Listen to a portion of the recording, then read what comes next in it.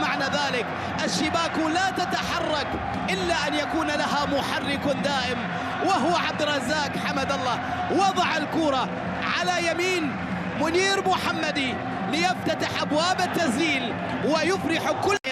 برونو هنريكي، حديثنا عن البرازيليين، واحدة من عبد الرزاق فوتها على لغة جميلة يتفاهم فيها، خطأ من المدافعين من أمام برونو هنريكي بعد تمريرة رائعة وأنيقة من رومارينيو بالكعب، يا عيني بالكعب. وضع الكرة جميلة جدا في الشباك.